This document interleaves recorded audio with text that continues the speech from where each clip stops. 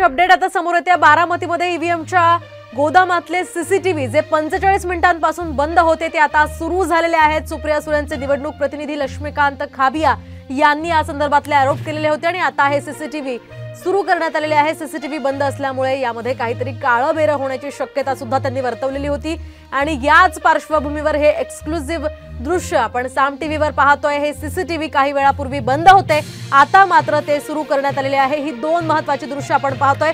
गेल्या 45 मिनिटांपासून ही सीसीटीव्ही बंद करण्यात आल्याचा आरोप या ठिकाणी शरद पवार गटाकडून करण्यात आलेला होता। आता मात्र हे सीसीटीव्ही फुटेज सुरू असल्याचं या दृश्यांच्या माध्यमातून पाहायला मिळतंय। साम टीव्हीने ही बातमी दाखवली आणि त्याचा इम्पॅक्ट आता सध्या पाहायला मिळतोय। या नेत्यांनी जे आरोप केलेले होते त्या पार्श्वभूमीवर आता प्रशासनाने याची दखल घेतली आणि अखेर हे सीसीटीव्ही फुटेज पुन्हा एकदा सुरू झालेले आहे।